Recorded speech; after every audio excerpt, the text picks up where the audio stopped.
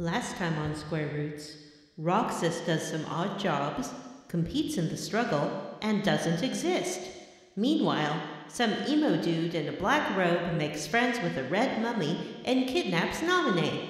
This is a game about Disney characters.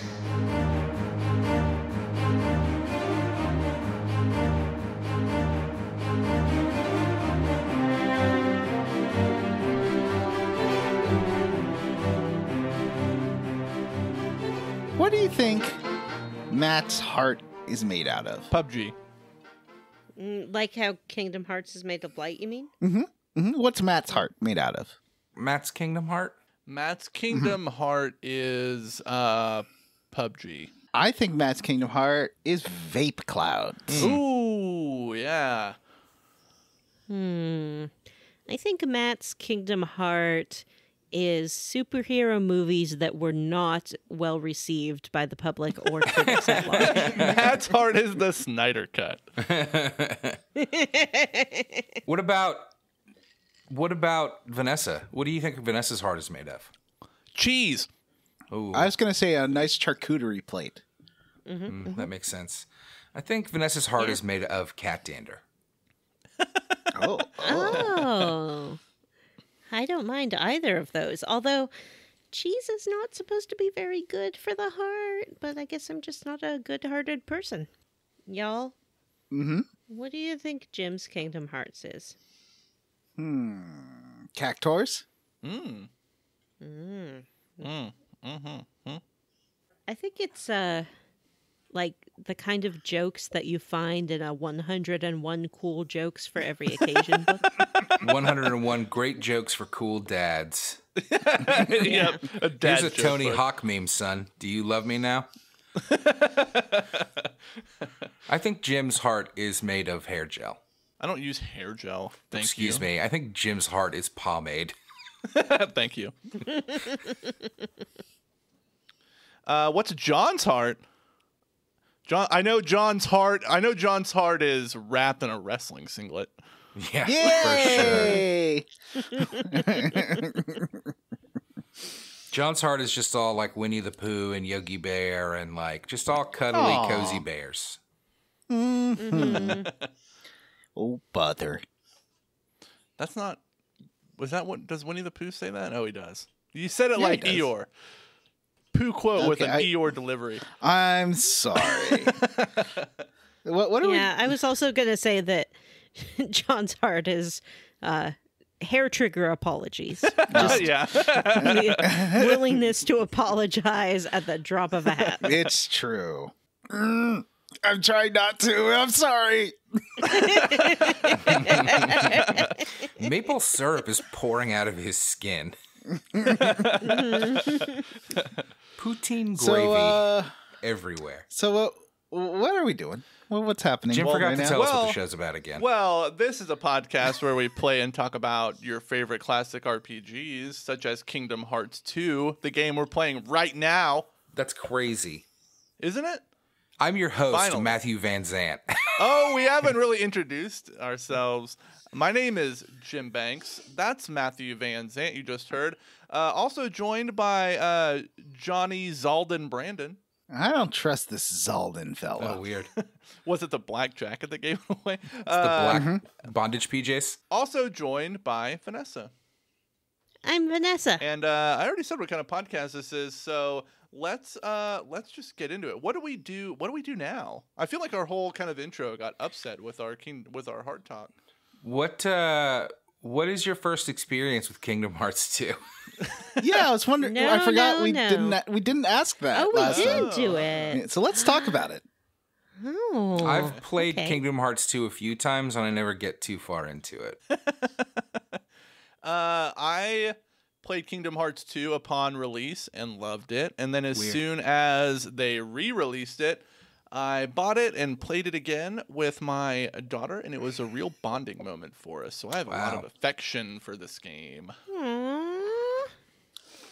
What about you, Vanessa? Kingdom Hearts is the game that made me most want to get a PlayStation 2, I guess, is what it came out on. And I definitely played Kingdom Hearts 2. I don't remember very much of it, I'm finding, as I go through this game. And the things I do remember are very strange, like one particular line that goes, "Oh, we do too have hearts." Like that has just been in my head forever. So clearly I've played this game. Didn't make a huge impact. One thing. Oh, John, what's your experience with Kingdom Hearts 2?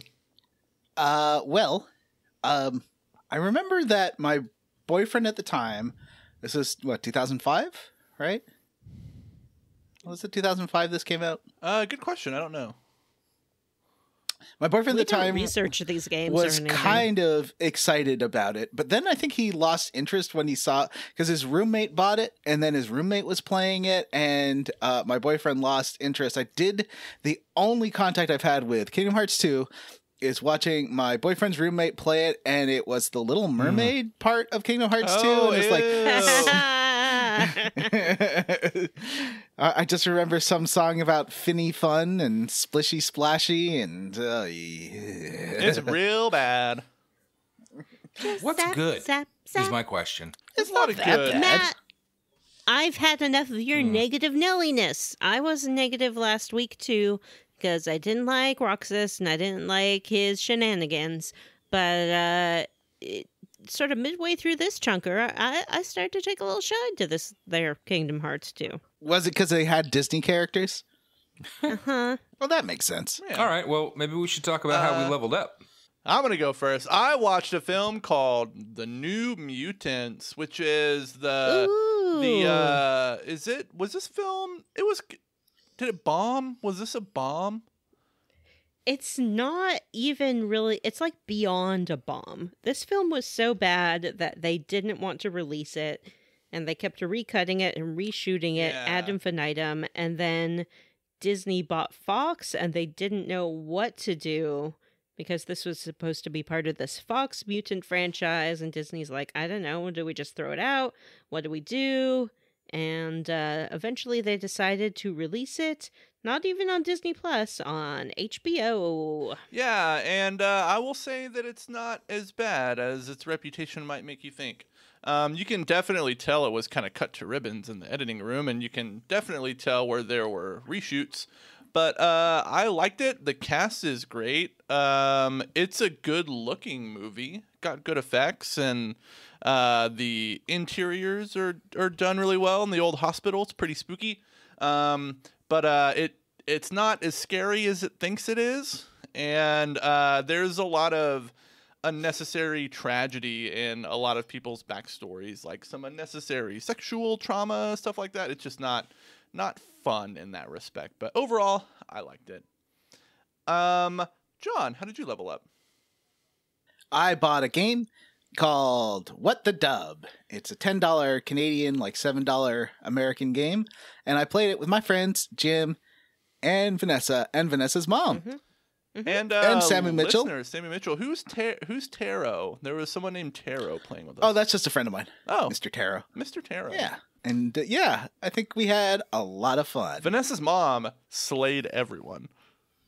Just kidding. She got last place in those games. and for whatever reason, the game kept insulting her specifically, even if other people did just as badly. It would like pick out her like, answers and be like, yeah, what a loser. So it's like a Jackbox where you can like stream it and play remotely with your phones. And only one person needs a copy of the game.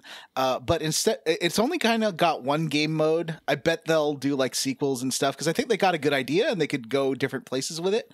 But right now, the one game mode is they play a clip and then it has a part blanked out of the dialogue. These are old public domain, mostly black and white movies.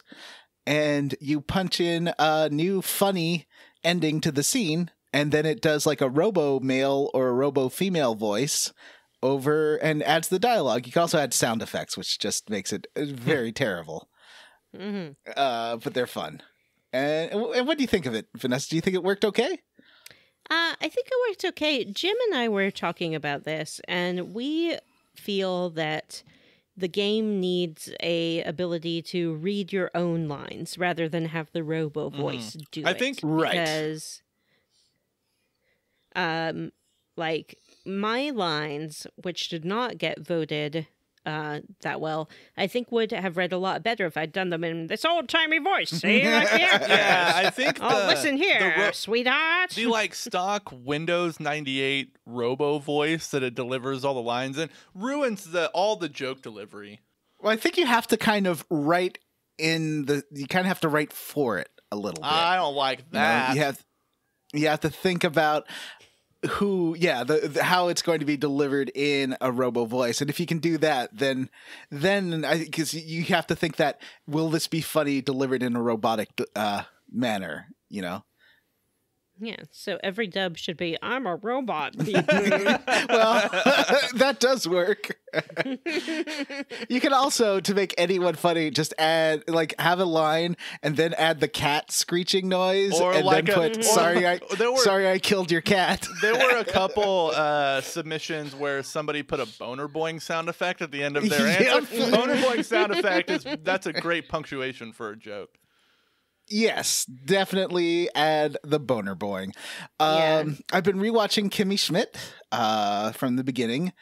I really like that show. I really like that show. You say you like it, but then sometimes you're like, I hate it. There's one or two just kind of weird and shitty episodes in the middle of it, but otherwise, I still really like the show. Didn't she get real like anti-cancel culture or something? Tina Fey did. Well, they had didn't they do an episode where there was like a Native American character, and Tina Fey was like, I don't have to be respectful. I'm a comedian. One of the main characters is Native. Yeah. And yeah. And I did watch that season with my Native friend, and he really liked her parents because they're like famous Native actors. And there's one I think she's from North of 60. He's like, I know she was from something he liked. He's like, I haven't seen her in forever. It's so good to see her. And she shows up a lot, and they're both real indigenous folk. I don't know. That show has problems, but I still think I just love the girl who plays Kimmy Schmidt, and I love the guy Titus there, and they're very fun.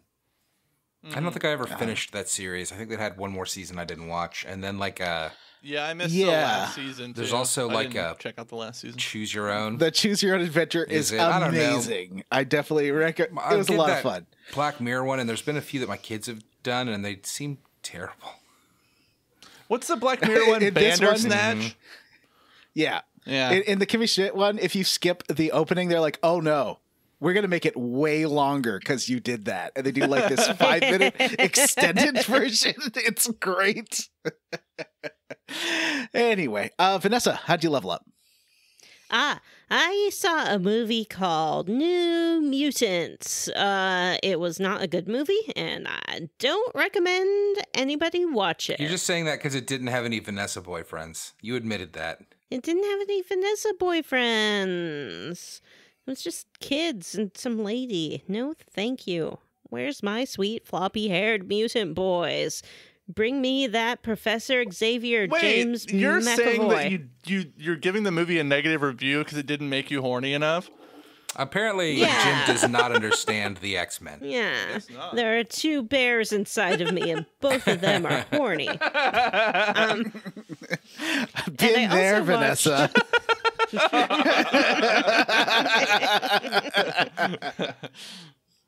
I also watched a movie called The Foreigner with Jackie Chan and Pierce Brosnan. Oh, what did you think? I kind of liked it. It wasn't great. Yeah. But it was different. It was interesting to see Jackie Chan play a character who's not really a hero per se. I saw that movie after it came out, and I liked it, but I will admit that I did not understand anything about the geopolitical context of it, because that's the whole thrust of the movie, and I just was so lost. It's set in contemporary London and Ireland, and it's about the IRA and how they've sort of transitioned to this semi-legitimate organization, and about sort of the tension between people who want to continue with the IRA as this government supporting entity and peace supporting entity versus the people who want to go back to the Troubles. And then Jackie Chan is in it playing a very depressed character. And it was interesting to see him do something that dark. Yeah. Did he still do a lot of kung fu? A little bit, but not very much. Like, his character had some background in it, but there wasn't a heavy amount of kung fu. I mean, he is like 65 years old or something. Give him a break. It was a lot of Jackie Chan, like, manufacturing these situations to get revenge on people, and less about him just, like, punching them in the mouth. Sort of Rambo-ish in some ways. But, yeah, I liked it. Watch it. Why not? I did. Johnny, how did you level up? I played Borderlands 3. Let's talk about that for 10 minutes. I mean, it's you true already though. leveled up. I know, but I did. Ava is a cool character, and then a character I really like died in the game. Spoiler. So I was a little upset about that. The writing gets better. I think it had a real, I'm being mean here. Let's move on. We're all leveled up. I'll never forgive Borderlands for killing off spoiler character. I loved him. Not that spoiler character. A different character died. All right. Quest log. Who's gonna quest log the quest log?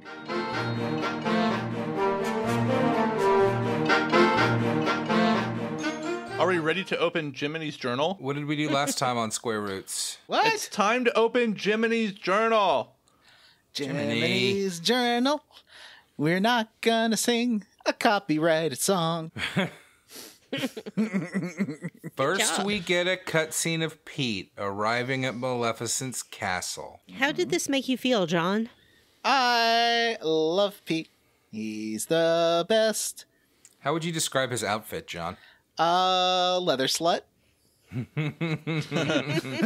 John called his tummy to butt zipper an all-access zipper. Yep. Oh. I mean, that's how they work. Here, I let know me how show you. zippers work. No, don't show us. Oh, no. Oh, John's- listeners, you don't want to see what we're seeing now. Yep, I see you've got a zipper there. No, you don't need to unzip John it to is- show us. No, you Yeah, don't need to he's unzip it to show us. teasing us. He's fiddling with the zipper. No, and... Blah, blah, blah. Oh, there it is. It is all access. Yeah. There you go. But I am like a Ken doll down there due to a freak accident. I can't Yeah, he's unsee very what I've smooth. seen. Sorry about the Ken dollness. It's okay. I've seen a Ken doll before. All right. So, Pete is there. Do you think his tail's up in there? Does he have he has a little bear tail? Didn't you said last time Pete's a bear, right? No, he's a dog, isn't he? cat. Oh, Pete's He's a a cat. cat. That's right. That's right. He was originally a bear, and Yeah. then he was retconned into a cat. And if you Ah. look at old designs of Pete, he has a long tail. But in the newer designs, he does not appear to have a tail. No. I don't know if that means he doesn't have a tail or if it's just tucked up in there. He just has a juicy dumper. So he guesses maybe she's actually dead, and then a crow flies in, and Pete's like, "What? What does this mean?" When do you get the cutscene with her dress? Whose dress? Is that Maleficent's? Maleficent's dress. Is that now or is that later? So we cut back to that room, and the fairies are in there. Or I think it's just the blue one. And then this crow shows up with Maleficent's outfit. And the blue fairy is like, "Oh, no." And the other ones are like, "What's up?" And she's like, "Look at that outfit. Someone used to wear that outfit." And they're like, "Stop it. You can't remember her. Don't remember her." And she's like, "I'm remembering Maleficent." And they're like, "No, don't say her name." What? And then the memory of Maleficent apparently is enough to bring her back to life. Yeah, it reinflates it like the autopilot in Airplane 1. Or like the wedding dress in Beetlejuice? And then Maleficent reappears and they run out of the room. They're like, "Ay, Maleficent." Wow, I don't remember this at all. And you've played this game like Yeah. 50 times. I know. Maybe I you don't should have remember played the this. game along for the podcast, Jim. Yeah, Jim, maybe you should be playing the game for the podcast. I've played this game enough. Well, that's what happens. Huh. It is. So what is Yep. so is this before or after the crow? I think It's it's after. yeah. Post. So it's right around now. Post crow. Yeah. Yeah, first the Yeah. crow appears with Pete, collects the robe, takes the robe to the fairies, makes them look Wait, at who it. does? The crow. The crow. This is a nightmare. Oh, the crow This is going to does. be a nightmare to edit. Like, can somebody just read these notes, please? So when Sora arrives in Hollow Bastion, he notices the big, wet, weird-looking castle, and they remark that things look different. Goofy sees some Heartless and says, "We'll have to do some fighting." I can't do it. Matt, you do a Goofy. We'll have to do some fighting. And there's lots of shops here, except it's all the same stuff in Twilight Town. Good but thing now, I'm packing. I'm a good guy with a gun. except now you can buy ethers. I did not buy any ethers, though. It's because I'm terrible. As you're exploring the town, you know, some shafts of light. Well, the Yuffie- magic by refills the when way, you run out, right? We should say Yuffie's here. And she's like, that's the town's defense mechanism. And Yuffie, or no, yeah, they say Yuffie and it's pronounced Yuffie. Yuffie. I always thought it was Yuffie. I always thought it was is Yuffie too, but yeah, Yuffie. this game corrected a lot of pronunciations for me for stuff like that. These little turrets that come up when you are, I'm sorry, turrets. I thought you said that come up- turds. that come up when you're fighting do nothing, basically? Well, they don't. shoot the enemies into the air. Oh, Yeah. okay. And so then you go, she's like, oh, come meet with us in our little headquarters. And you go to, I guess, Merlin's house. Yeah, you go to Merlin's house. And Yuffie, Leon, Aerith, Sid, and Merlin are all Can I there. tell you, Sid's voice is terrible. It is. This is the best scene in the awful. game so far because all of the voice actors sound like they're doing impressions. Like Leon is very clearly Christian Slater, and Sid is Matthew McConaughey. For some reason, Aerith is Canadian. And who's the other one? Aerith is a bored, distracted Canadian.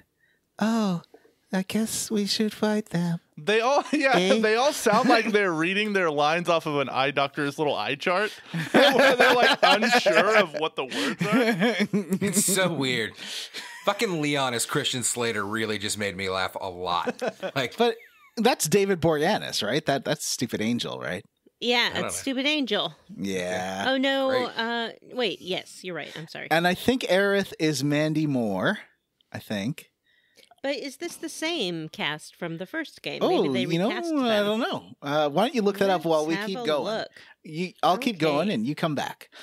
So we head over to the. Oh yeah, and also Sora makes fun of Leon like a jerk. What does Sora say, Jim? He does like a Leon impression where he's like, if we remember each other, we'll definitely see each other again. And then they all start like laughing because they're like doing Leon, and it's like, Jesus Christ, Sora. Read the room. Aerith is played by Mina Suvari. Oh, from cool. She's a Rhode what? Island. Yeah. She's a good actress. She is. Yeah, she's not in this Canadian game. at all. Oh, weird.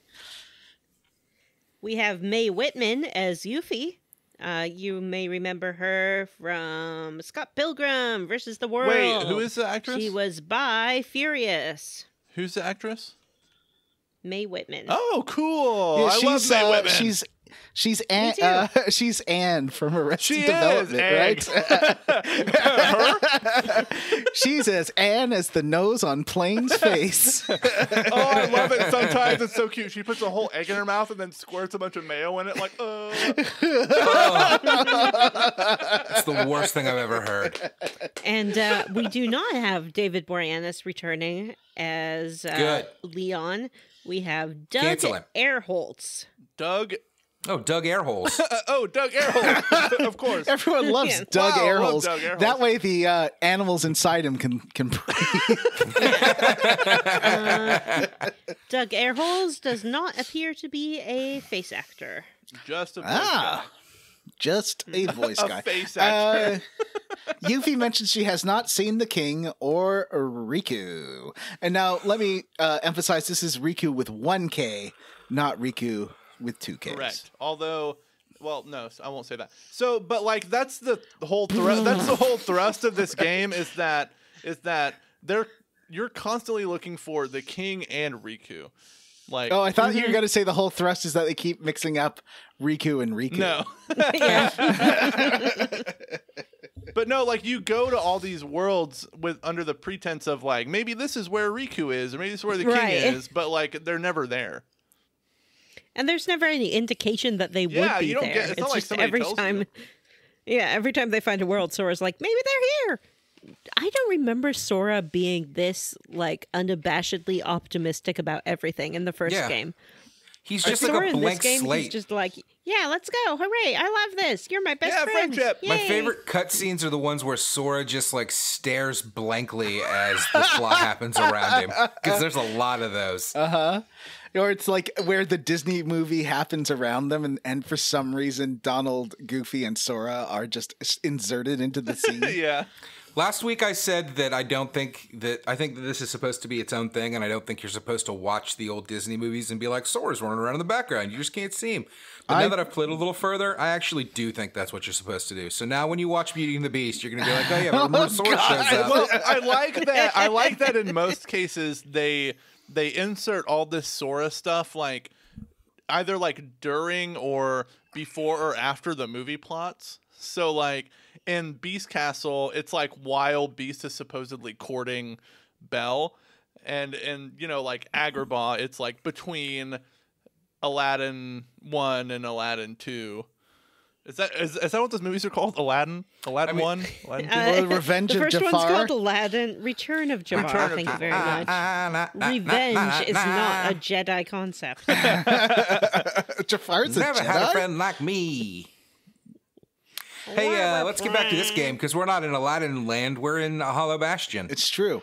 We're talking to Bastion Leon. is the place that was like the final level of the last game. Well, it's Yeah, also- it's Like it's the hub Sleeping Beauty world. land, So right? they do it, and like I'm not gonna. Isn't it Sleeping Beauty land? Oh, is it? No. I thought it was the hub. No. No, that's Traverse Town. No, so it's actually very interesting, and they don't do it in this chunker, but Oh, they God. do. Is it? They do something. They do something very interesting with I get Hollow so Bastion nervous as its own place. every time Jim says something's going to be very interesting. It is going to be very interesting. You're going to love it. Just So you. we're back in Hollow Bastion hanging out with Leon. This is where these Final Fantasy characters were from, right? And they were in Traverse Town last time, and we're like, Hollow Bastion is our home. And got taken over. Yeah. So like everyone is in Traverse Town in the first game because like their worlds got eaten by darkness and they got sucked there like Sora did. They all got sucked off all the way to Traverse Town. And so like because you restored all the worlds at the end of the first game, they're all back in their home planets and have memories of what happened. But things are still kind of effed up. Does that mean that Hollow Bastion is Midgard? No.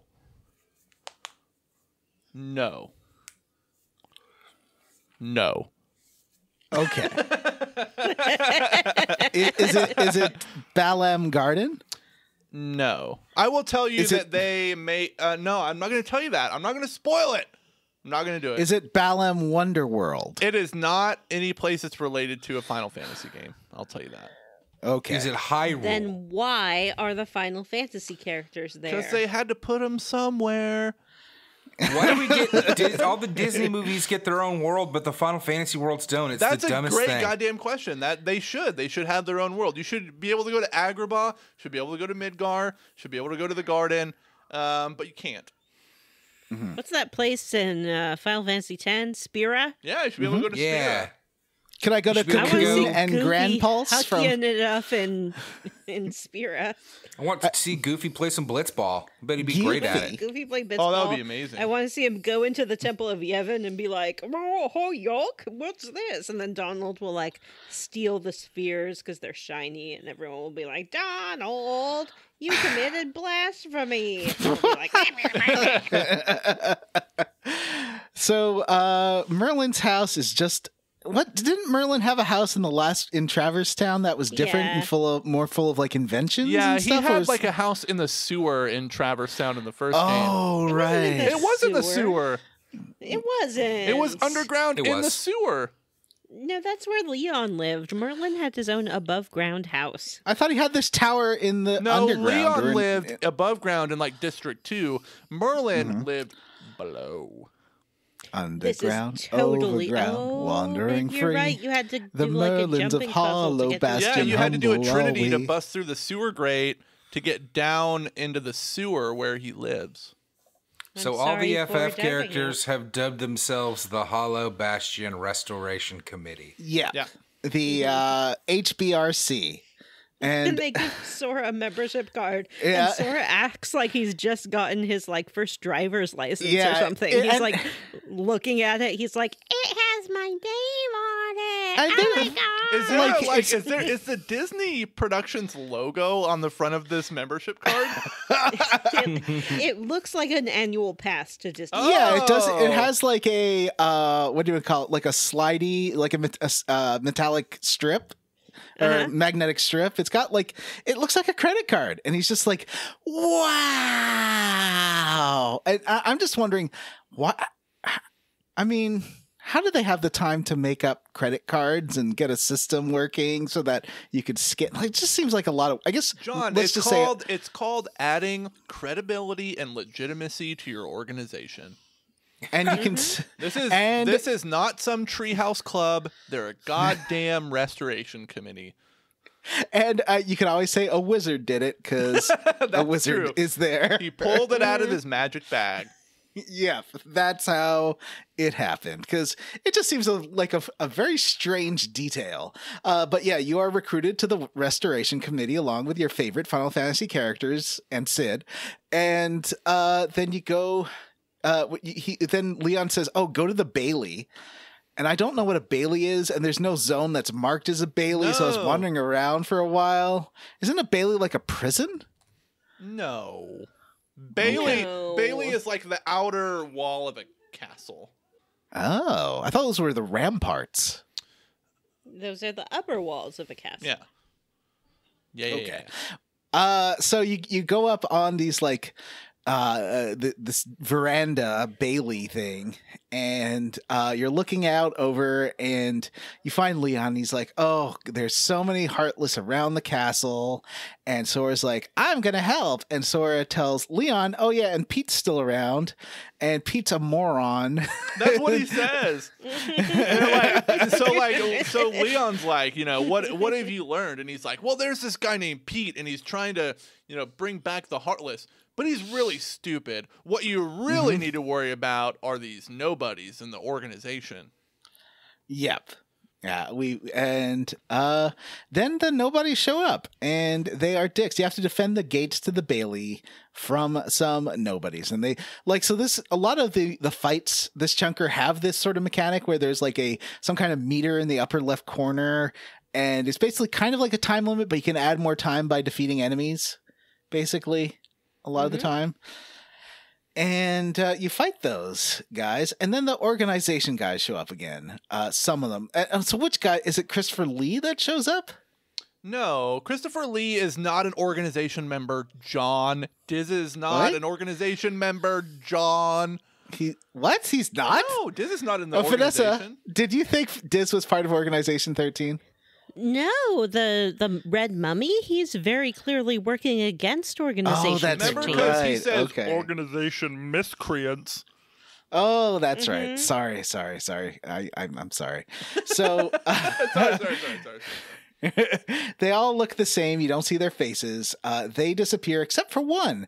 And this one sounds like a surfer guy. And the surfer guy is like, I'm going to remind you how tough the organization is. And Sora's like, okay. No, he's like, maybe you need a reminder how tough Organization 13 is. And Sora's like, reminder? I don't even know who you are. Implying that Sora doesn't really know all the Roxas stuff. Because nobody ever explained it to him. I don't know why you wouldn't just be like, hey, Sora, you're awake because you ingested another person who was your Yeah, nobody. you've got a Roxas in your tummy. Yeah, nobody. Yeah, no, well, maybe it's just awkward, and it's like you don't want to tell someone that they have a booger in their nose. You know, it's just embarrassing. He doesn't want to know that he's got a different entity inside him. That's true. Like, I understand now why they did the beginning with Roxas to have, like, oh, here's what nobodies are. But they're trying so hard to be mysterious that, like, you still don't really know what's going on. I was telling Jim today, I think the game should just be about Roxas. It should be like, hey, I'm Roxas the Nobody, and I was a part of this shitty organization, but I left. And now I'm hanging out with Donald and Goofy and trying to rescue Sora for some reason. Bam, that's your whole game. And they're doing the same shit, going from world to world. And then you've got like a point of reference for this nobody situation. I but like instead that it's because just like Sora's a double keyblade dude. He wields 2 keyblades at the same time, which is pretty freaking cool. All right. I agree with that as well, because who better to grow a heart in a empty little husk than Disney corporate mascots? Yeah. That's how I Yeah. grew my heart as a little girl. you could have the premise of the game being that Roxas is trying to save Sora so that he can have a heart or some shit. And at the end, he grows a heart. And you learn that people can change. Better game. Call me Square Enix. All right, where are we? That's the plot of Wizard of Oz. The Tin Man's like, you had a heart all along. Vanessa, You can you reuse sent a picture plots. of Rachel Lee Cook. Vanessa, it's okay. Vanessa sent a picture of Rachel Lee Cook as Tifa. Is that She's All That Girl? Yeah. Wow. So at this point, you're looking down on the castle and all these heartless, and you're like, gosh, Leon, this is a really tough situation. It's going to be a hard time rebuilding all of Bastion. Let me look at this card. And then the card's like glowing and flies up in the air, becomes a key, and Sora's like, well, guess it's time to shoot it. My work here is done. And he shoots the key with the light out of his keyblade and then leaves Leon. Later. Why does the Keyblade shoot lasers? Pew! I don't know. Well, the Keyblade shoots lasers into locks. So every time there's a lock, you can point your Keyblade at it and it will shoot an unlocking laser into it. Now at this Isn't he point, locking the worlds, not unlocking them? Isn't he locking them so the Heartless can't get in?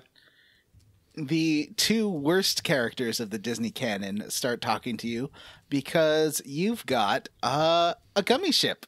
And now you can go to the Land of Dragons or you can go to Beast's Castle. And you got to do a gummy ship. By the two worst characters, you mean Chip and Dale the Rescue Rangers? Yeah, the best Disney characters? They are awful, and I hate them every time they talk. Wow. Ugh, they're the worst. I love the Rescue Your Rangers. little tree pals who just want to help you fly in your terrible ship. They suck. You're terrible. They just want to shit. be your friend. They want At to be your pal. least- They love Yeah, you. they're just trying to be helpful. The gummy ship sections aren't as bad as they were. I think they're kind so of. far. I think they're kind of fun. Honestly, they're like It's more Yeah, like they're not bad. it's more like a Panzer Dragoon than the last game, which is more like a Star Fox. yeah. Yeah. And the I game don't think it's is fun, and I resent that every time like you're ready to launch the gummy ship, you hear Goofy going, "This is going to be fun." I hate that I'm like, too. "That's I not-" hate that too. He's like, oh, gosh. No, I agree with him. It's good times, Goofy. Let's go. No, Goofy knows what's up. So, you get to the first planet called the Land of Dragons. Why don't they This just is call the- it China? This sounds all cool and mysterious Yeah. and amazing. Because like I mean, they're not- they say China. The emperor in the game says that you're Chinese. This is the Chinese army. Why don't they just call it China? Okay, but you're not. It's not Earth China. It's They- fancy it doesn't China. have to be Yeah. Earth China. They can call it China. They can call it China, but they No, don't. they don't. So, you get to the Land of Dragons, and Ooh, it sounds sprawling and mysterious and full of secrets to unlock. Magic. there's it's like 5 rooms, Vanessa. It is pretty, like I'll It say is, that. yeah. And they sort of tried to bring in that kind of ink art style that they used for the credit sequence of Mulan. Yeah. sometimes. It looks, right around the same time as this came out, maybe a year later, Okami came out, which does that a million times better. Mm-hmm. Play Okami. That game is amazing. It's Zelda, but you're a dog. Yeah, and it's pretty. And we'll have to play it for the show sometime. So Shen Yu shows up with his sparkling eyes. Ooh, there's just a mysterious light to him. I thought I remembered it being Genghis Khan in the movie, but I guess I was wrong. Well, he is a Khan. Shen Yu is a Khan. Shen Yu is the leader of the Mongol army. So yeah, it's like saying it's that guy, but without all of the implications for like pillaging and rape and all that stuff. Yeah. And those ding-dang Mongolians trying to get over the wall again. He's got shoulders. Let me tell you, Shen Yu has shoulders for dates. Is Shen Yu that dance thing? Is that the name of the dance thing? Ancient Chinese art form. You know, it sounds very familiar, actually. It might be. I'm thinking of Shen Yun is the... So I was pretty close. Just one extra letter. Yeah, Shen Yun. Shen Yu. Okay. Shan Yu is the Mulan villain. Shen Yu, or Shen Yun, is the dance cult. And what's Shenmue? Shenmue is the story of a girl who cried a river and drowned the whole world. I don't think that's right. So yeah, his shoulders are so big, and you got like a nice beard, and hello, Shen Yu. He's a bad guy, John. Yeah, John, he's a murderer. Action adventure game series. Who isn't a murderer in this Land of Dragons? That's true. Or like Hall of Bastion. Squall's killed so many people. He was a mercenary. Sora's not a murderer. Sora's killed a lot. Well, I guess he's killed a lot of heartless. Can you kill a heartless? No, it's just question. It's not murder. All right, so he does have a super cool bird. I guess it's like a falcon. Mulan is looking at him through some bamboo, and you see Mushu's shadow behind her. And then you this is where you... They think Mushu is a heartless. Yeah, they think that he's going to attack her. And so you do try to attack a Mushu, but then you recognize... Was Mushu in the last game? Yeah, he was a summon. Mushu, yeah. He was a summon. Oh, okay. So they know Mushu. They're like, oh, Mushu, what's up? I don't want to make a big deal of this. All I'm going to say is I feel like Eddie Murphy doing the voice of Mushu is very different than a white guy doing an impression of Eddie Murphy doing the voice of Mushu. And that's all I'm going to say about it. I feel like... How do you know that this is a white guy? Google, and he sounds like Robin Williams. Yeah, he does. It's a poor imitation, and it sticks out. It sticks out as much as like Dan Castellaneta's Genie does. Right. Yeah. Maybe not for the same reasons, but in the same way. Yeah. Not the same, but yeah. But I see what you mean. Yeah. Where it's like an uncanny valley for voice acting. Yeah. It's probably not a casting that would have been done today. Oh, interestingly, this actor, Mark Mosley, who does Mushu's voice, is known as a voice double for Eddie Murphy, Patrick Stewart, Arnold Schwarzenegger, Patrick Warburton, and Robin Williams. Wow, versatile. He does sound a lot like Robin Williams. So, Sora and... Mulan says she hasn't even joined the army yet because she's worried that people will discover that she's a woman posing as a man. Because she... Yeah. This is a whole Chinese story. Like, it's a it's a Chinese folktale, right? Yeah, and also a Disney movie. And a Disney movie. And this is where I start to get the inkling that Goofy is actually the most intelligent party member. Okay. Because Sora and Donald are like, "You're a girl!" And Goofy's just like, "You didn't notice? You didn't know? Did you see your jugs?" No, I'm just kidding. No, but like Goofy is probably the most grounded character in the game, which is really interesting. Like they could have made him, like he is in the cartoons, which is like a big idiot klutz. But like he is a klutz, and he does like have his like vocal inflections. But like he's honestly a very grounded and insightful character in these games, which is really interesting. I mean, Goofy's learned how to ski. He's learned how to drive. He's learned how to do taxes. He raised a son. Yeah. Goofy is one of the most accomplished Disney characters, and you've seen him go through education on so many different things. Goofy in this game just like knows what his deal is. Like he's comfortable with himself. He's the knight captain of Disney Castle, and does he have a girlfriend? No, he doesn't have a girlfriend.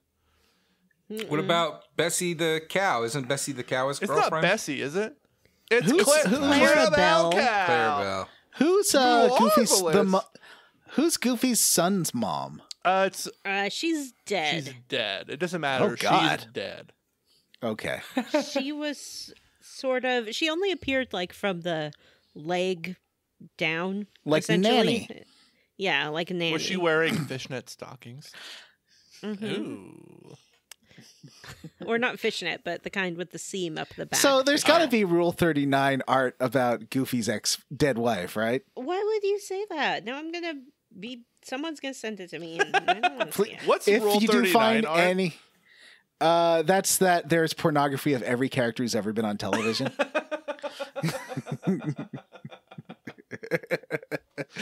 That's great. I think it's Rule 39. It's kind of a self-fulfilling prophecy. The person who created that rule is the person making all the porn. That's true.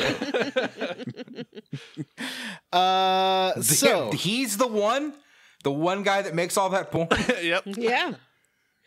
He's just like, he gets up, he looks at his schedule, he's like, okay, I gotta draw a Winnie the Pooh with really 9 big feet. 9 to 10 a.m. Simpsons. 10 to 11 Family Guy. 11 to 12 Disney stuff. most of his afternoon though is supernatural feet stuff.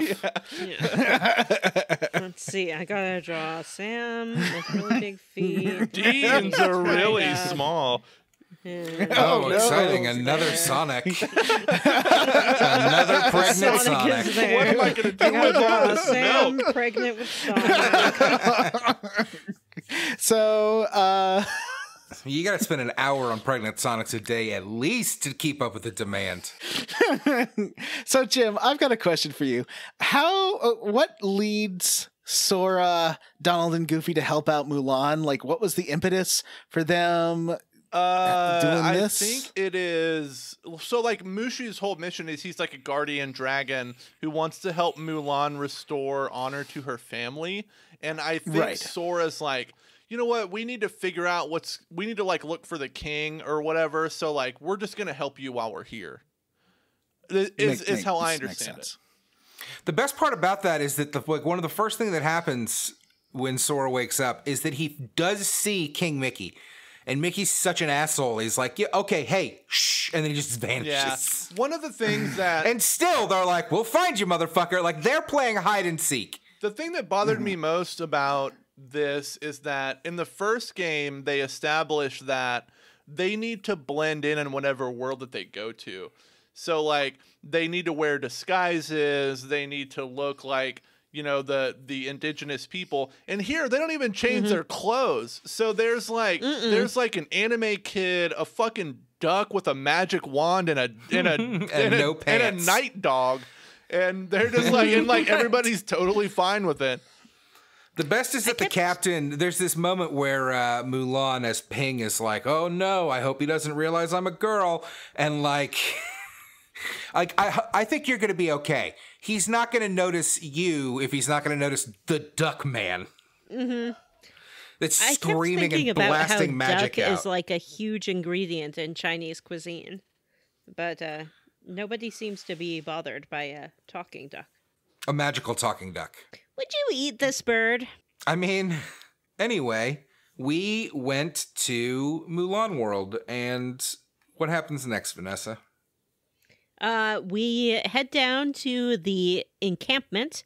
If you remember the Mulan cartoon, the Encampment is this vast field of tents and training Chinese soldiers. And here it's about, I don't know, it's like 20 little tents. Yeah, it's not 20. That's crazy. It is legitimately like 6 little tents, 2 big tents, 1 watchtower. Yeah. It's the saddest thing that I've seen so far in this game, where they were just like, no, we can't take time to build a tent city. You're just going to get this piece of shit. Yeah. Just like our urban housing crisis now. Think about it. So it's dinner time at the camp, and Donald, Sora, and Goofy line up to get their meal, and that's when Johnny comes on the scene. Now, Johnny, do you want to explain your actions? And then soup, and then he just has soup, and he's like, "That's not a meal. Soup is not a meal." That's not what happens at all. So they're in line to get their din-din, and then this short little guy with one black eye comes, and he cuts in line in front of Sora. And Sora's like, "Excuse me, no cutsies." And the guy just punches Sora right in the face. It's a great scene where Sora just finally gets what's coming to him. It was cathartic for me. Sora's like blank stare and like lifeless smile really creeped me out. So when he got punched in the face, I was like, thank you. I legit got inspired to shave my beard off, and I'm like, I'm going to regrow to that facial hair again that he has, because I think it looks good on him, and I think it looks good on me. The kind of like, yeah, it does. No chin thing, but the rest is beard.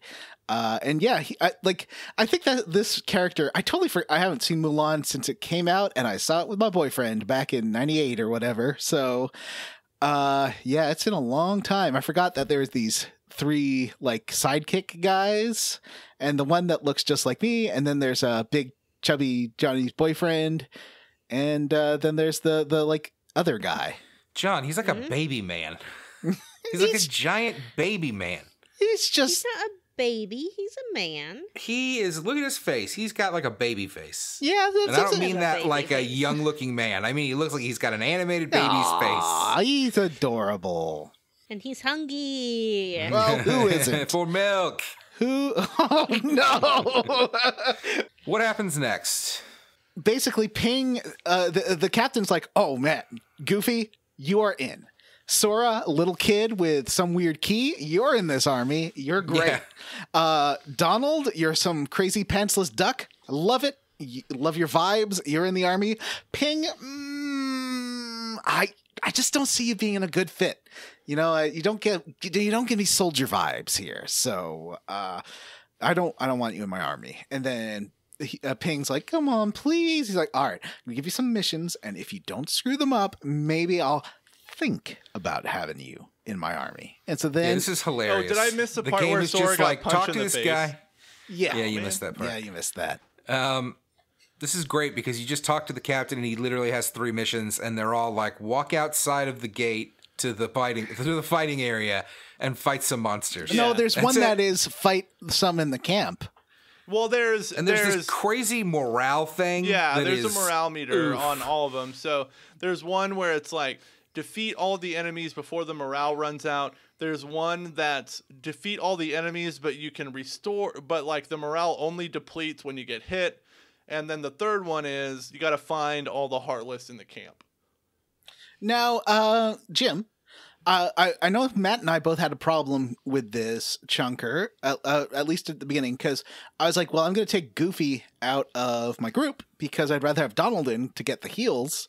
But when you take Goofy out, suddenly your drive doesn't work. Well, that's because each of your drive forms is linked to a specific character or like other gameplay things. So the Valor form, which is the only drive form you have up to this point, is linked to Goofy.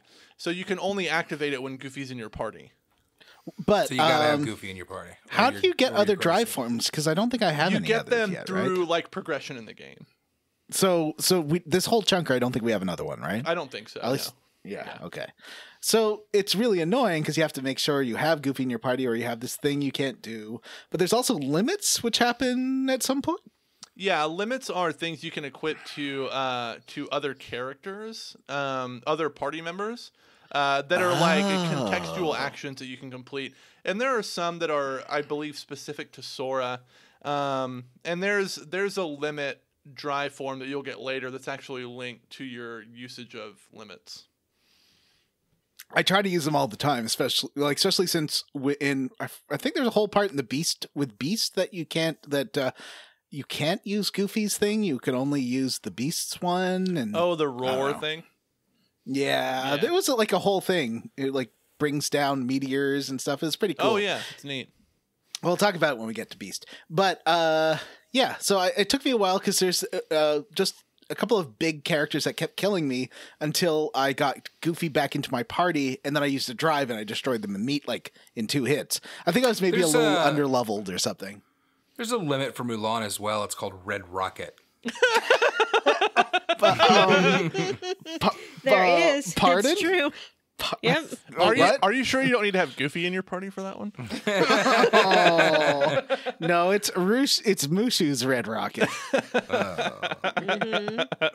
And every time Mushu talks, it just feels like Michael Scott from The Office doing his impression of Chris Rock. I'm like, oh, I hate this so much. Yeah, it's like your dad doing an Eddie Murphy impression. Yeah, exactly. So you go do all these missions. I liked the one in the camp where you have to like find the Heartless hiding around. I thought that was pretty fun. What's the name of those hopping, is it not Quan Chi? The hopping ghost vampire things, the Chinese ones. Yeah. Excuse me? Quan Chi is the sorcerer from Mortal Kombat, John. Yeah, hopping vampires. Jiangxi, sorry. The Jiangxi are the ones. They're one of the enemies that you fight in this area is Jiangxi. They're the really cool Chinese vampires. Weren't they in Vampire the Masquerade? Oh, yeah. Yes, they were. Yeah, they're pretty cool. So there you fight a lot of those, and then you're going up the hill. Eventually, they want you to do some like scouting thing. Right, and then you're following. You go to this other village, and then Ping's like, "Oh, hey, I think that someone saw Big Beefy Man out in Shenyu, out in this cave. So why don't we go to this cave?" And so you all go to this cave to fight Big Beefy Man. Yeah, but he's not in the cave.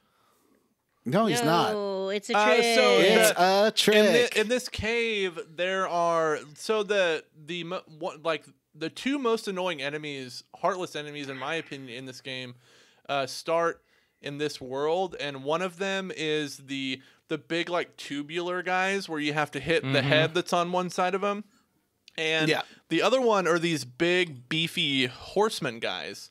That spin their staves around. Oh yeah, like the centaur guys. It is. Yeah. Those guys are incredibly because they have all of these like stun lock moves. Yeah, and it's annoying. Yeah, that's why the drive, because I think I was a little too low level to end. I would just kept getting stun locked. But as soon as I used the drive form, I could just destroy them, and then I think I leveled up enough that I could get around them and you can block a lot of that stuff. I'm just not very good at the blocking. Yeah, the timing is tough with the blocking. He does a weird slow block where he like swings his arm around. You got to time it right. Yeah. It's a bit like Dark Souls, man. Yeah. Dark Souls ripped this off. Dark Souls. I mean, Magic ripped works off pretty Kingdom well against Hearts. all this stuff too. Yep, exactly. Hey, Dark Souls, nice Kingdom Hearts combat. So you go to this cave and you're trapped in there, like this weird. It turns out to be this shrine thing, and you do fight some bad guys. There's like nothing in here though. Like at least give me like a new weapon or something. There's nothing in here. Nope. So then you get back to the village, and while you were trapped in the cave, it looks like the Shan Yu came in here and destroyed everything. He did. He burned down the whole like little camp. Mm-hmm. And the hot captain guy is injured. He's like, oh. Is he hot? And But we didn't talk about fighting Shen Yu on the mountain and killing him with an avalanche. Oh, that's that right happens after. after. Yeah, that's right after this. Yeah. Is it? Yeah. Mm-hmm. A landslide brings him down. So he burnt your camp. Does he burn your camp twice? He burns the lower camp and the upper camp? Well, he burns, like, the game. This world opens with a burnt village that he's, like, standing in the middle of. And then he burns down another village. And then he burns down the camp, right? Or is it another village? I thought it was a village it's that a you the village. camp on the Yeah. mountaintop. Yeah. Okay. But that's before you bury him, so you go see the captain and he's super hurt and he's like, everyone went to the summit, so you got to go. And he's going to come with, he's Li like, Shang is his name, and he's a dreamy Disney prince. and Except he's not a prince. he is injured and He does have nipples. For those of you who are keeping track of which Disney characters have nipples and which do not, Li Shang has nipples. well, as Sonic, we said before, Sonic has nipples. For sure. Mickey, He's a Disney character, I've seen right? some unofficial art of Mickey Mouse and Pete, both of whom have nipples in that art, and work out. Anyway, so you go up to the summit. And you have to fight through a few of these yellow flying heartless, but then you get to Shan Yu, and he's got like this is actually a really cool cutscene where there's like dozens of these little yellow flying heartless, Yes. and then there's a weird like it's almost like a mini game where you just have to survive because you have to fight. It's 1 minute. You have to survive for 1 minute.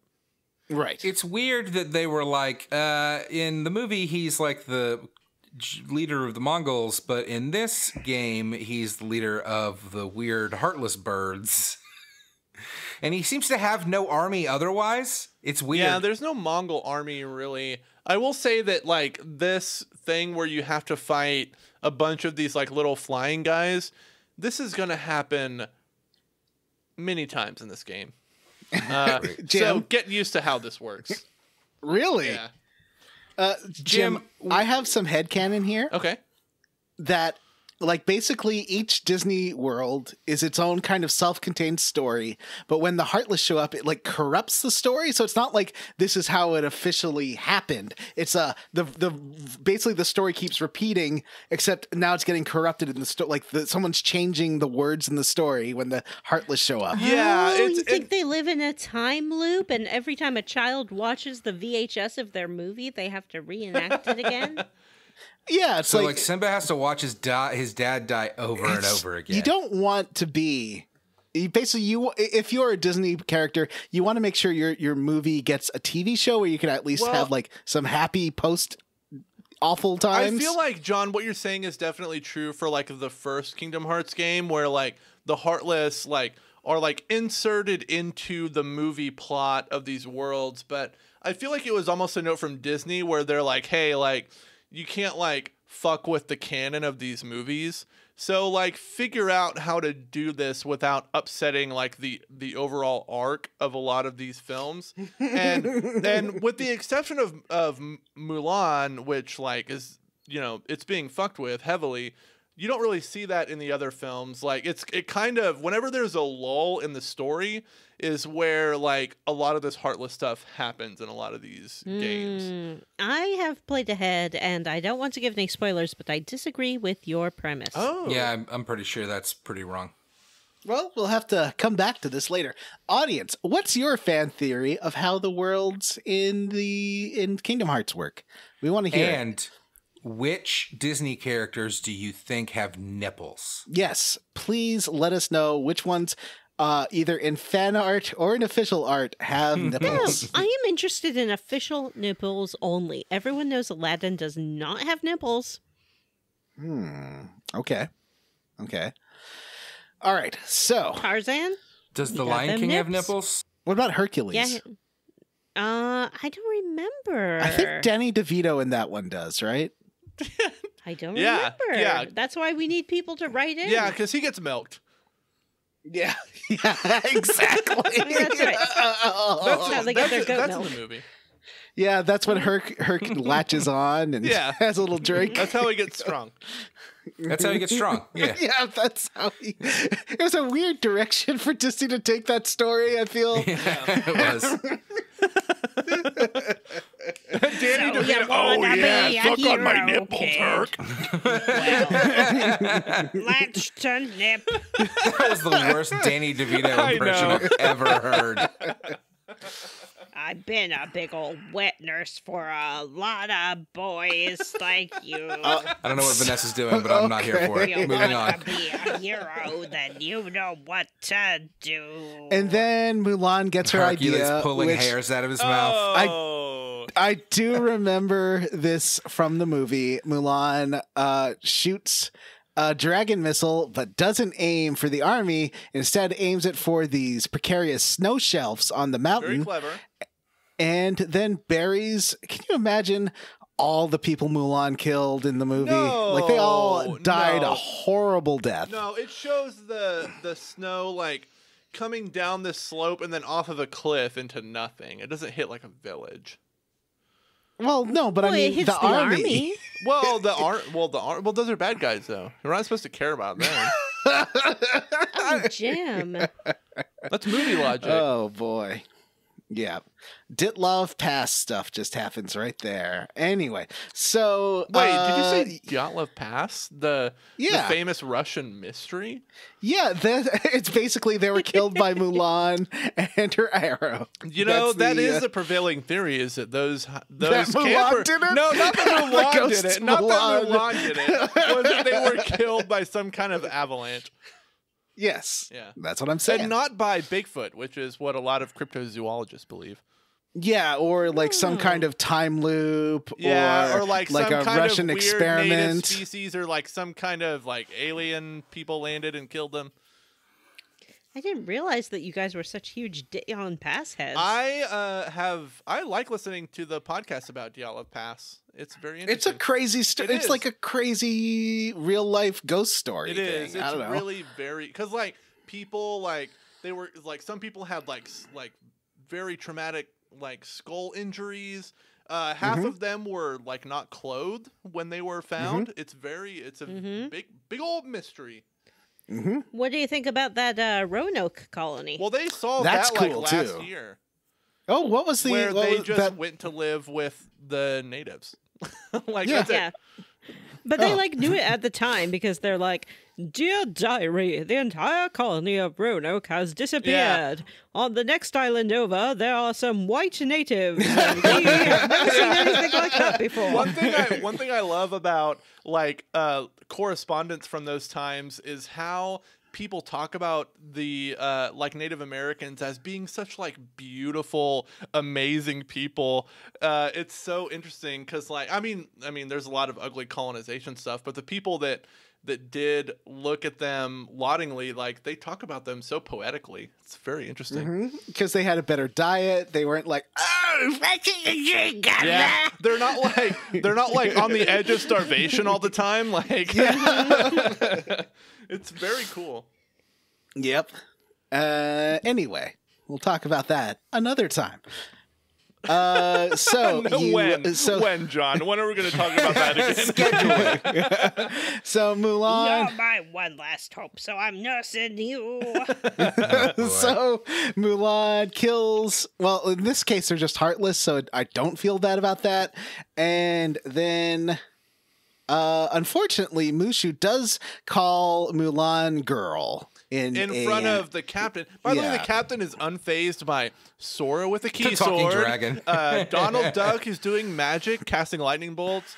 Goofy, who's a dog, and then a dragon who's like shooting fire. He's okay with all that, but Mulan being a girl. Yeah. He's like, A dragon "Look, in blackface, let's be honest. I'll tolerate anthropomorphic animals, but I draw the line at a woman. Yeah. Get out of here." Yep. And he's legitimately upset because, like, the only reason he doesn't kill you because he says that bringing dishonor on the army and your family is a crime punishable by death. The only reason he does not kill you is because you saved him from the avalanche. He sure looked like he wanted to kill Sora, Mickey, or Sora, Donald, and Goofy as well. And I was like, this is weird. So Well, then he's not in love with them. Spoiler.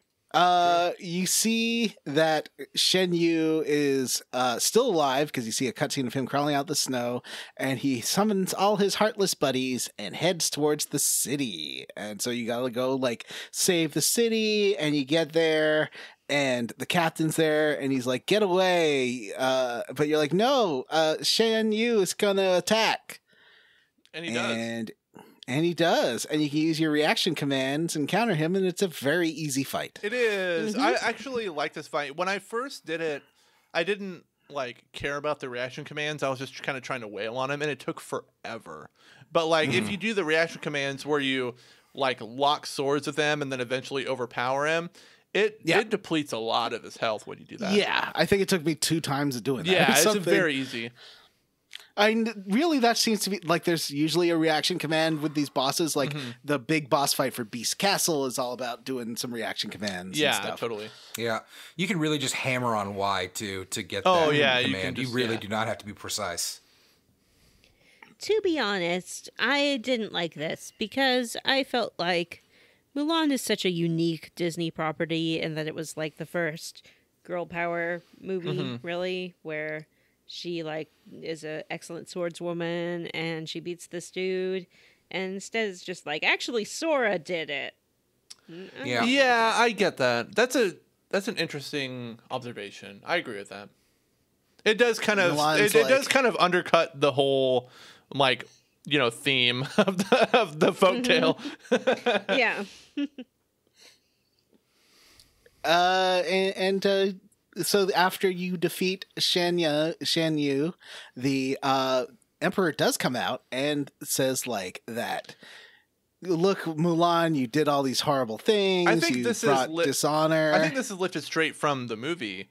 Where it is. Yeah, Yeah. this is like verbatim from the movie where he's like, you dishonored your family and the Chinese army. Yeah, you pretended to be a man, and you are but a young deceived woman. everyone, And he's like, and you saved us you have all. saved all of China. This makes me tear up in the movie. I'm not gonna this lie. is and like I haven't seen the live action, but I love this in the cartoon. And the cartoon is the voice actor has so much more like presence. Like it's very stirring in the cartoon, and that's why they put it in the trailer for the cartoon too. Because it's just a great. And then the Emperor like gives a little like half bow, and his snooty assistant sees that, and he's like, "Oh my god!" and like prostrates himself on the ground. Then everyone else in the courtyard does. Yeah, you see everybody else like, bow, and in the game it does kind of pan over to the crowd that's in the courtyard, but like all you hear is like armor clank. Because it doesn't. Well, you can sort of see cut them. to anyone individually. You just get the sense that people are shuffling a little bit. Yeah, I got the sense of what was happening. Like they're little sprites going boop boop. Yeah, boop, boop. I will say that it is a very affecting moment in the cartoon. Yeah, and he gives the most important thing is he gives Sora a sword, and it's like this crazy dragon sword. I love it. I equipped it. He gives Mulan it's a great. sword. Well, but Sora gets that crazy sword. Is there a sword that Sora can equip here? Yeah, the dragon sword thing. Or is that what you get from the cave? You get a dragon sword. What are you talking about? The Emperor gives Mulan a sword, which then floats up into the Yeah, air, and shining, that's what and you then point it out turns with into your a keyhole, and you Yeah. hit it with your But laser. I definitely you do got get a dragon sword yeah. here to equip for the Valor form. Yeah, Yeah. but I didn't get the impression that the Emperor necessarily. Oh, is the one who okay. gives it. Oh, okay. Yeah. No. And then the Emperor is also like, "Do you have anything to say, hot guy?" And he's like, "Buh, buh, buh, buh," and he's like, "You're gonna have to do better than that Yeah. if you want to win the Well, all heart of he the sa- most famous woman in China." Yeah, all he says is thank you. And the Emperor is Yeah. like, you got to do better than that if you're going to win Mulan's heart. Yeah, he's And like, then he's like, whoa. And he's like, whoa, whoa, whoa. Mulan then- gets a fun look on her face, though. I will like, say that Mulan's character looks very well rendered. Yep. Like she Yeah. looks great. And I think a lot of the party member characters do. They're very detailed and they look good. Yeah. Yeah, I liked it. I liked how she fell down a lot in the beginning when you were fighting with her. Yeah. I thought that was like cute to show her development. Yeah, and like I like that. Like once the captain finds out that Ping is actually Mulan, her whole kind of the physicality of her character changes. And like the way that she fights and the way that she kind of moves around the field is different, and I like that. Yeah, well, she was doing like a funny kind of waddle walk. She was before like to she try was to be doing a kind of man. like an inverse bow-legged kind of thing. Yeah. So you go back into your stupid gummy ship, and then you got to do another gummy ship gateway. And so I guess I've always been trying to aim at the red ones. I've been getting all this gummy ship parts. I got some gummy ship plans, so I piloted a different kind of gummy ship. Mm-hmm. Really, like, I mean, I like that it gives you gummy ship builds that are like pre-done. So you can be like, oh, this one's a little stronger. All right, I'll use this one. Yeah, the prefab ones are great, and like I like that it gives you the kind of stats for all of the different gummy ship qualities. So there's like a defense stat, a firepower stat. Do they have teeny ships, which are like extra firepower? It kind of tells you that in all of the things, which is helpful. Mm-hmm. But really, if you go Tell with me the more about most teeny ships. well, you'll find out about teeny ships. But like, if you Teeny go with the ships. most recently acquired gummy blueprint, you're going to be okay. Which the pacing of the gummy ship stuff is good. Yeah, sure. So you get to Beast's castle, and you find it empty, but you do hear a beast roar, and you're like, oh, that's weird. So you go to the side. They know Beast. They're excited to see him. Mm-hmm. Yeah, they fought They're with him like, last maybe time. he knows where Rico is. You get into the parlor, and you do see his rose. So I guess this means it's in the middle of Beauty and the Beast. Well, also, he's still a beast. Yeah, he's still a beast. And you are Kinda the biggest ambushed clue. by Heartless. Beast shows up and helps you fight. Well, who wants to fight with boring, ugly guy at the end of Beauty and the Beast? Yeah, No one. like boring white His dude. name is Prince Adam, and Boring French white dude. Yeah. So Beast shows up after you fight the Heartless, and he just takes the rose and leaves. He knocks Donald to the side. He knocks Sora to the side, grabs his stupid rose, and heads out. I don't think he even acknowledges them. He No. he just pushes them to the side, and everyone's like, "Hey, Beast! Ah!" Yeah. yeah, and they're like, that's not like the Beast we know and love. Mm-hmm. Now you can go up to the East Wing. I did head forward into the ballroom, and for a PS2 game, they did a perfect ballroom. They did Yeah, that's good. It looks really nice, and just like the So- movie. Just so that we're clear, in the first game, Beast is rescuing Belle because she was kidnapped. So they had already met, right? And Yes. she must have been his captive at that point. And now here we are over a year later, and she's still locked up in the house, and they haven't. See, this is why I think that it's kind of like you're showing up in different times in the story. The story's not on a linear path. And it's like now they've infected this part of the story. But that's just my, what do you call that? Headcanon. Fan theory. Those are your head movies. Yeah, Honestly, those are if my- the game would just give us an explanation like that, it would be great. That would be great. But instead, they have to be like, it's all fucking mysterious and shit. It is. Go ahead. I was really happy to be here in the Beast Castle, by the way, because I'm a little girl from the Disney 90s, and I love Beauty and the Wait, Beast. I thought you were born in the 90s. Yeah, that's right. I'm a 90s kid. Okay. I also really love Beauty and the Beast, and it was fun being in the castle and going to the ballroom. And I love Beast. It's a great design. I love Cogsworth. So And the hottest candle ever, Lumiere. I think that this is the most boring world.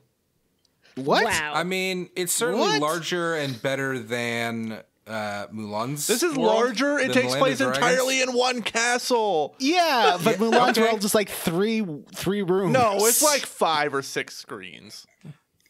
And Yeah, this one's it's like 5 or boring. 6 screens. This Yeah. one's it's not. This isn't the best level on the planet or anything, but it's certainly I think better than. I think it is Mulan. better when you have limitations, like they clearly do, in how big they can make these worlds. I But think you it works better to have it be in one big castle than Yeah.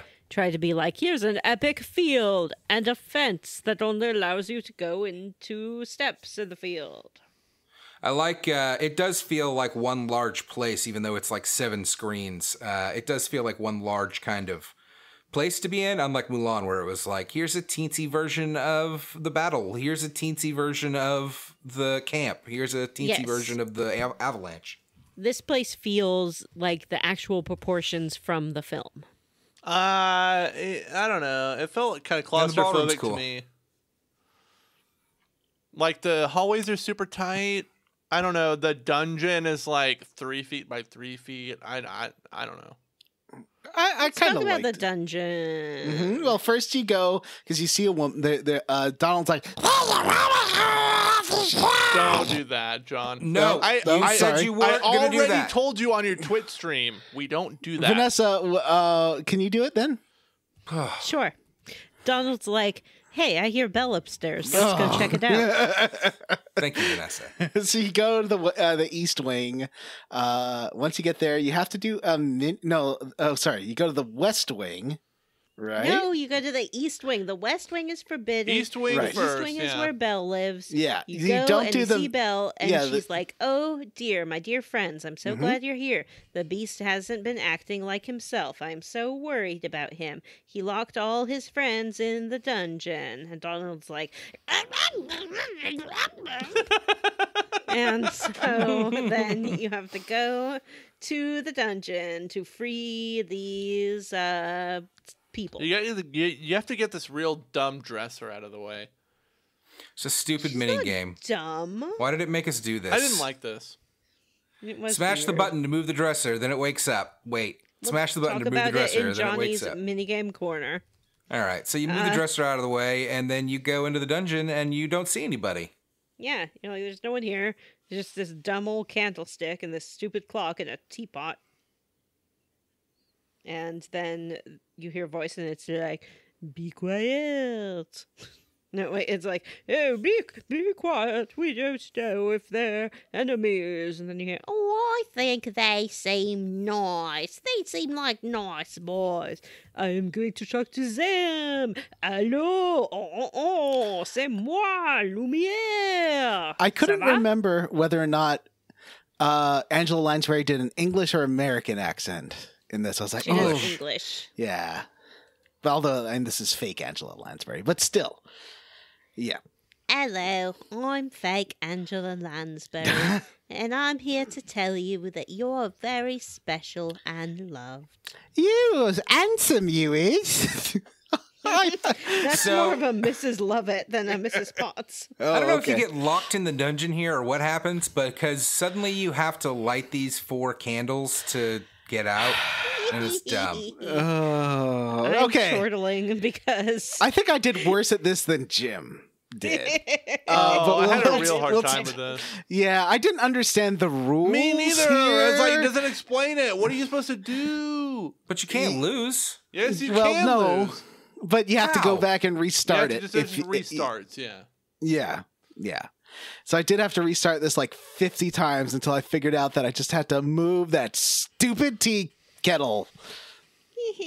Ugh. And you can kind of knock her to, but basically you just have to walk slowly and she'll come. It's a whole thing.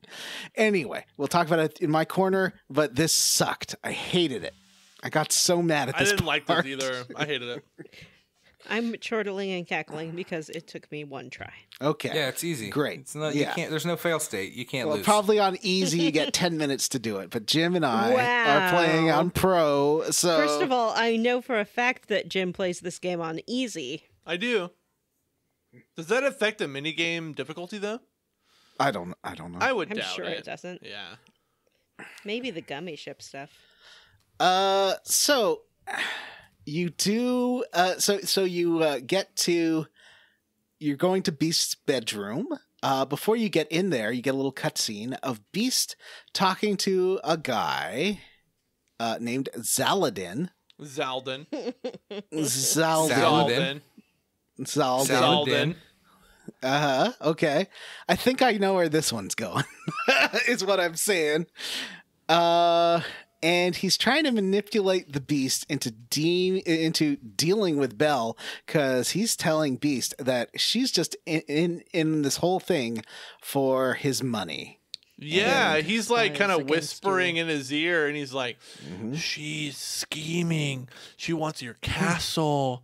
And It's a real worm tongue it situation. is. It's a Grima worm tongue. And yeah, he's like, no, just keep being mad, man, because it'll make you stronger. And Beast is super mad. And then you find Beast with Exalden, and you have to fight Beast. And the way to defeat Beast is, well, it happens that Cogsworth is a clock, so you can be next to Cogsworth and make him like stun Beast to wake him up, and then you just have to like tap him on his head until you get a wake up Beast command, and then eventually he wakes up. Yeah, Cogsworth sets off his alarm, and he's like, "Wake up, sire!" Yeah, and then you go Beast back out. joins the party. Beast joins the party. So now I don't have Goofy in my party, so I can't do my drive form, but you can do the Beast limit break. Now, there is a thing, and I have a theory. It's another fan theory. When you do Beast's limit break, he does say... Locker rental unit. He says, get out. And I'm like, you know what? I think that they misdirected him here, because he should be saying, get out, which is his famous line from the movie, but he just says like, get out. Get out. Yeah, he doesn't do here. he doesn't deliver it the right way because it's animated like the other way. Perhaps the actor wanted to put his own twist on this character. Well, the actor made a bad decision. Who is the voice actor for Beast? Oh, well, he made a bad decision. That's all I'm saying. So let's find out his name so we can call him out directly. Time to tweet at him. His name is Robbie Benson. Can we get a cameo from Robbie him Benson apologizing for not saying it right? Robbie Benson played the Beast in the film. Yeah, that's what we're saying. Wow. You're going to call out Robbie Benson for not doing his own line correctly? Yeah. And no, I'm saying what I want to do is hire him for a cameo where he apologizes for not saying his line correctly in Kingdom Hearts. That's a terrible idea. Imagine like being an actor on Cameo, and it's like, it's the pandemic, you're not getting work, you're just trying to support your family, and someone's like, I want you to make a cameo apologizing for the wrongs you've committed against me. Me personally. Make a cameo where you talk about how you suck. Do it, monkey. Aww. You work for me now. Wow. Vanessa, I don't think you understand how cameos are to be used. I don't. I'm shocked that you suggested this. Well, Vanessa, you'll find out when we get you a cameo for your birthday next year. No. So you get Beast in your party, and he does kill things good. I like having Beast in the party. Can he stick around? Yeah, he's great. He's very strong. I did do some level ups fighting with him. It was fun. And then you find out that Belle has been taken to the ballroom because you go back to Belle's room and she's not there. And but the wardrobe's in there, and she's like, "Oh dear, yeah, that Belle's been taken to the ballroom." That wardrobe seems pretty horny. You said that, John. It didn't read to me as horny. Is it like a vor thing where you just like want to get up inside of her? Just her like expressions and stuff. She's like, "Hey, want to shuffle through my Lion, Witch, and wardrobe?" That wardrobe. Yeah, do you want to shuffle through my lower drawers? You want to climb into that wardrobe, buddy? I bet it's so warm and comfy in there. So you run into the ballroom. Clothes. You run into the ballroom, and Bella's on the other side of the ballroom going through a glass door, and she's like, "I'm all right." It's really funny. It really made me laugh. I was like, they don't want you to be worried about Belle, okay? No. But there's a monster in the middle of the room. This is probably one of the more inventive boss fights in the game. In the sense that, like, it's really cool. Like it like takes advantage of the big ballroom space and a lot of the things inside of it. And it's pretty neat. I liked it a lot. It was easy. At first fun. You're fighting it like turns from the classic what Beauty and the Beast ballroom dance scene to So- like a dark version of So, it, John, and then the was chandelier. Was this not the same boss we fought earlier in the Undercroft? So there's a boss that you fight earlier that possesses the door to the dungeon. And then, like, I was under the impression that this is the same boss because it possesses the inanimate objects in the room. So Right. Okay. So it possesses the columns that are on the outer edges of the ballroom, and it possesses the chandelier. So I was under the impression it was the same boss. That's a good theory, Jim. So I'm fine with that. Damn, that's my first good theory in the history of the podcast, I think. Wow. Nailed it. That's great. Nailed it.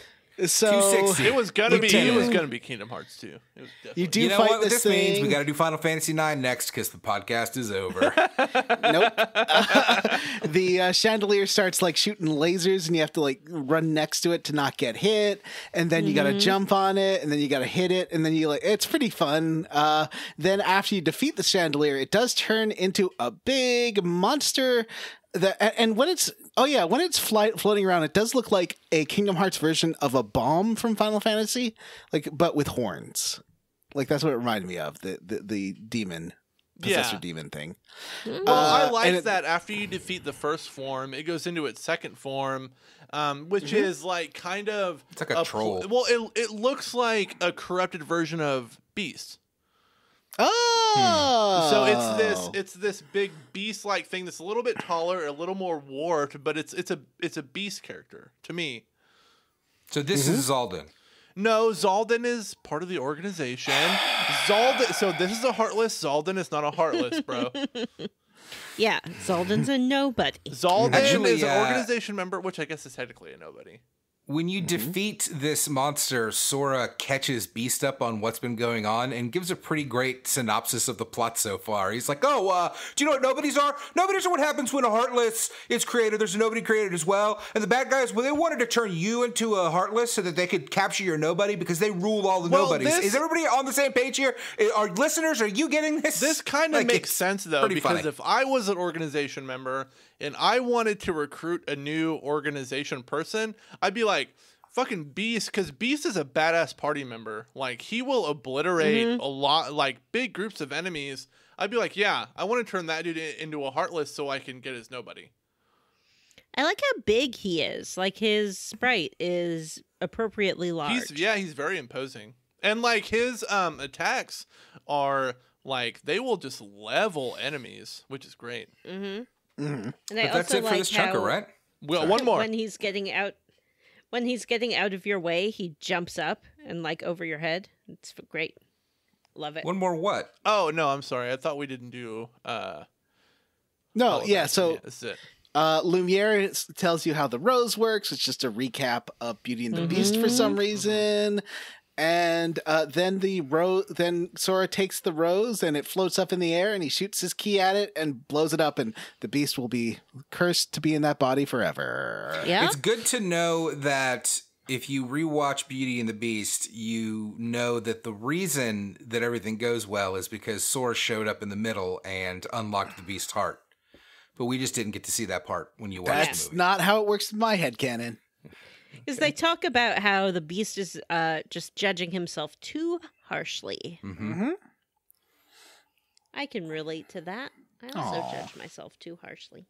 And you do trap us in one. It won't let us go to the West Wing of you never let us go to the Square West Wing. Root's house. The West Wing's mine. Stay out of it. I appreciate that you let me use the library, but hey, Yeah. should we do John's bullshit minigame corner? Yeah, yes, let's do a please. quick John's bullshit mini game corner.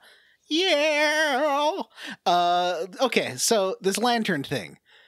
It's there's 3 steps to it, and I didn't understand that. So it does matter that the stupid teacup lady's running next to you because she has to be there, or the command doesn't work, and the game doesn't tell you that. You just keep hitting the button. You're like, why isn't this working? It does. I'm right here. It says you're going to need help from your friends. What does that mean? Teacup. Why isn't she there? Why is You have to break the boxes so that the teacup can get through. You have to walk slowly with the teacup. I hate this. I think you have to fail it at least. Like, you don't fail it, but you have to go back to Cogsworth at least once or twice. No, absolutely not. All right, well, I never went back to Cogsworth. Already knows how to do it and did it correctly the first time. Wow, Vanessa. It was not. So They're in good. a row. You've You played just this go game down the before, we all hall know with it. your teacup friend, and you admitted smash it. the boxes so the teacup can get through. I hated this thing. I think that was the worst minigame. I mean, there's also the gummy ship. I did do. I upgraded the gummy ship to just using those plans. I'm glad I don't have to like mess with the construction set because Oh, me I'm too. bad at constructing things. That's why I couldn't play that Banjo-Kazooie game because I didn't know how to make things. Anyway, and that's it. Why don't we move on to everyone's favorite segment, Squarely Against. Matt, what are you squarely against this chunker? Oh, Land of the Dragons is abysmal. Like I like Mulan for sure. It's not my favorite Disney movie, but it feels weird that you come in and like steal the main character's thunder. The level design is a real bummer. Yeah, Land of the Dragons, squarely against. Matt, Vanessa, what's your favorite Disney movie? The Lion King.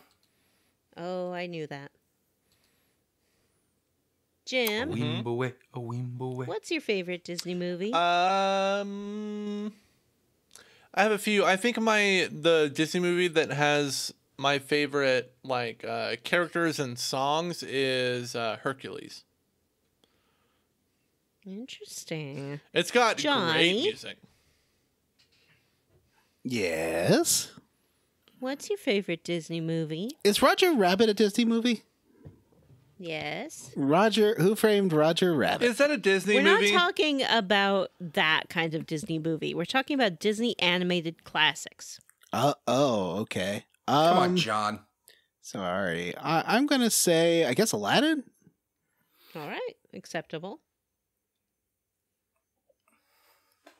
I'm What done about you, with my Vanessa? question time. Oh, Beauty and the Beast. All right. Beauty and the Beast. What are you squarely against, Vanessa? Oh yeah. What are you squarely against, Vanessa?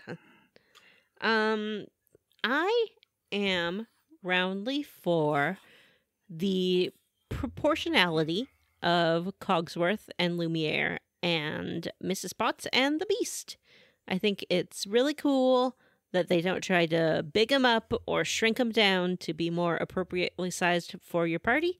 They're just the sizes that they are, and I love it. Jim? I am squarely against Beast Castle as a level.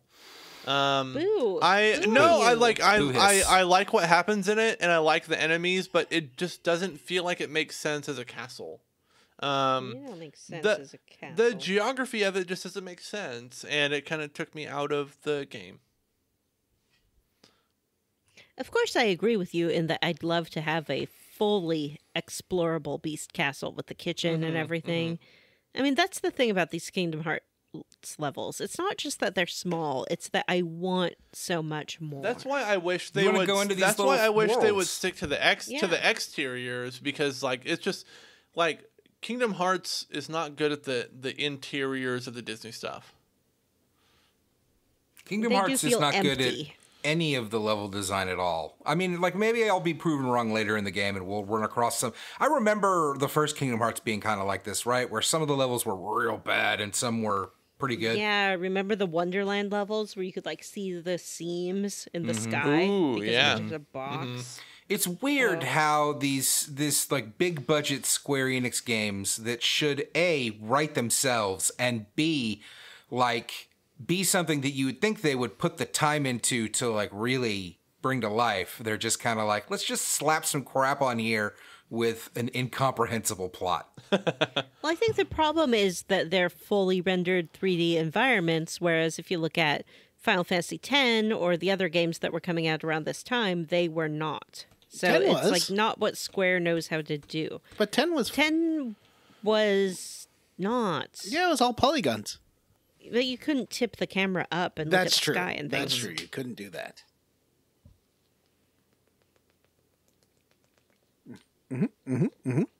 Have we all gone? I think so. John needs to go. No. Jeez. John, what are you squarely against? I am square. Well, you know what? I'm roundly for all the Beefy Boys in this section. That's all I got to say. All right. Vanessa, will you tell us about our Patreon? Sure. Patreon's real great. If you like bonus episodes, and why wouldn't you? Because they're just like this, only more bonus and different. You can subscribe to our Patreon. At any amount of money a month, you get access to all of our bonus episodes. There's a bunch. Yeah, there's a whole bunch. If you give $3, you get something else. What do you get then?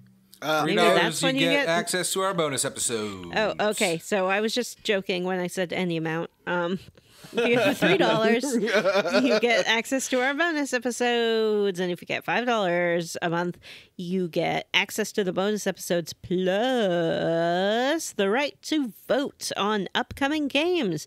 This was a listener-voted game. Thank you very much for your participation in the voting process. Your vote is valuable. What happens if they donate any amount of money? Any amount of money they give, they get the privilege, the honor of having us read their name at the end of the podcast. Ooh, let me kick us off this week. I would like to thank Zimj, Axton Savs, Twextom, and Nick Snodge. Also, Robert M. Pollum. Let's stop screwing around and use this sweet, sweet Patreon money to buy the rights to Shadow Hearts, save it from Limbo. I wish we had that much Patreon money. Yay! Miguel Torres, William Westgard, Ethan G. Pearson, Kevin Walter, Wedge Coon, Brace Jenkins, Gunblading Sid, oh, Goofy, your keyblade is so big, fuck. Alex Dillard, Jason Timms, stop saying the effing word Ryuji.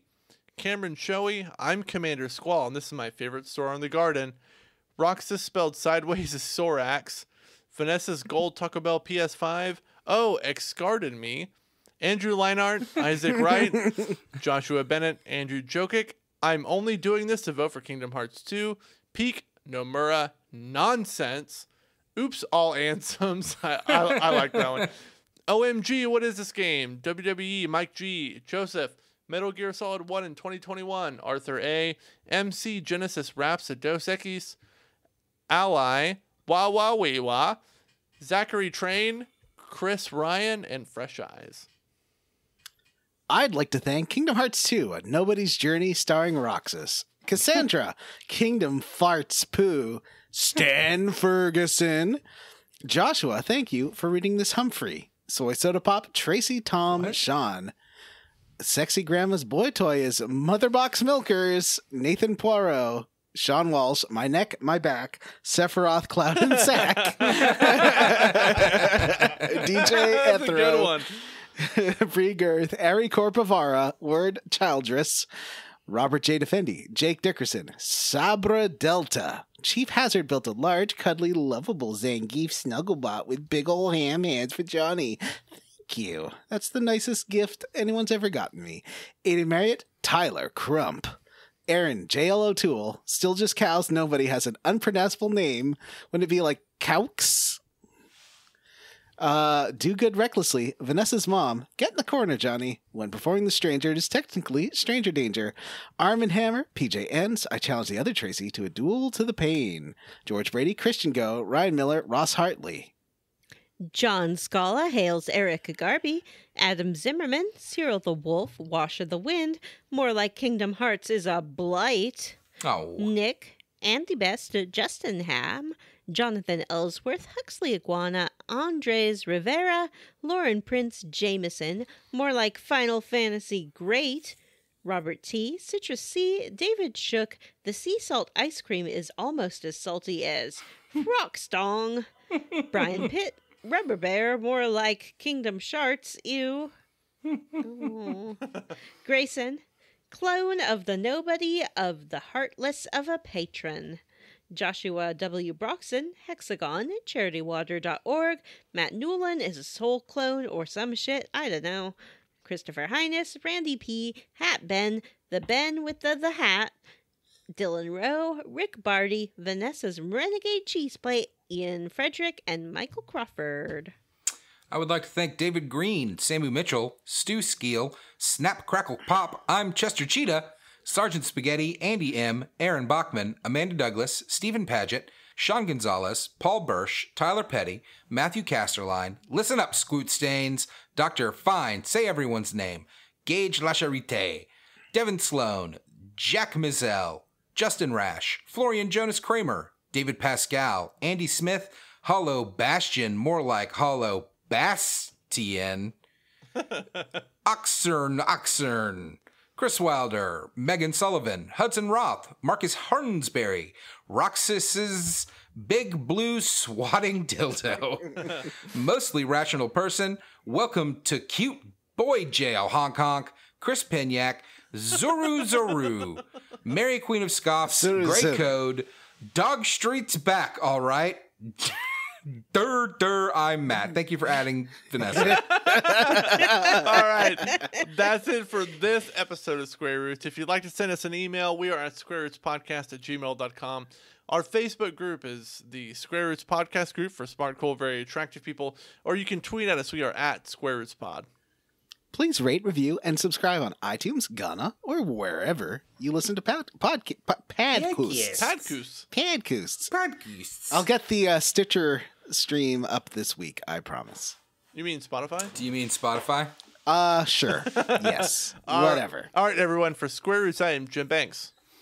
I'm Matthew Van Zant. I'm Johnny Brandon. And I'm Light. Bye. So you want to have some goat's milk, kid? Well, whoop-de-doo. I've been around the nursery with blockheads just like you. I didn't level up. They forgot about me again. I saw New Mutants, and it was pretty good, I thought. I liked the actors and stuff, and I thought it was pretty good. Like, it's not amazing, and I wouldn't really recommend you watch it, but it's a decent adaptation. And, I like the New Mutants. So, and I also watched a movie that Johnny did that Johnny worked on, so that was exciting, but the movie wasn't very good. But the movie was called Death Note, and it had Willem Dafoe as Ryuk the Shinigami, and it was weirdly whitewashed because it's set in Seattle and not in Japan. Yes, Vanessa. Matt, there are two bears inside you.